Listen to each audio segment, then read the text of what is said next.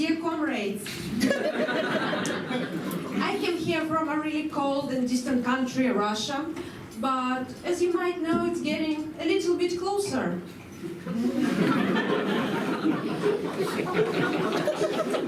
So, yeah, our country is really big. It's so big that it has 11 time zones. So traveling across Russia can be a time travel. For example, when in one part of our country we celebrate New Year, in some others we are still suffering from communism. Yeah, and let's be honest, guys. I know what people think of Russians, that we are evil, unfriendly, and drink only vodka. That is true. Yeah, can you imagine living in a country where the temperature can go down to -50? And the wind is like that. Yeah, and so when you sneeze outside, you become like a walrus. With these tusks on your face. Yeah, it's just horrible. Also, there is a new problem coming from the West for us. I've heard that many people from Britain and Europe are protesting against natural fur. Of course you are. You don't have a real winter, but we have. And we fucking need that fur. Because if we don't wear a natural fur coat, we will be frozen to death. And get fucked by a bear. Nobody wants that. Also, some animal activists can pour a bucket of paint on a fur coat. And that's absolutely not logical. Because if you ruin my fur coat, the next thing I'm going to do, I'm going to find another fur coat. And probably made out of that activist. And so, before I continue, can I ask, is there someone from Migration Service? I think that's no. Excellent. In Russia, we all have very strict upbringing. My father was so strict that when I told him that I want to become a gold digger, he forced me to become a miner. Yeah, so I was studying explosives in Russia for more than 5 years. Yeah, and I must say studying explosives was fun, but sometimes hard. Because on the one hand, you're a teenager who has lots of power in his hands, and on the other hand, you might not have that other hand. Yeah, and this is not actually only a joke, because once bullets hit several fingers in the lab.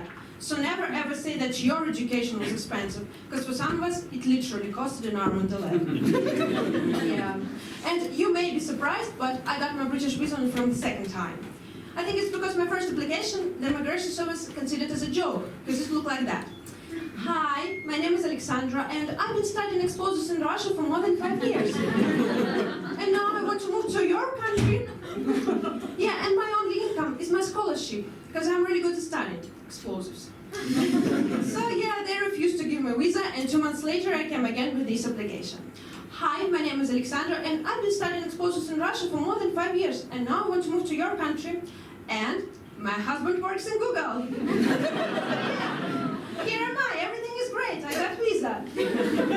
And so, my husband is younger than me, and this is actually great. Our every conflict ends either with sex or playing Minecraft. It's very convenient.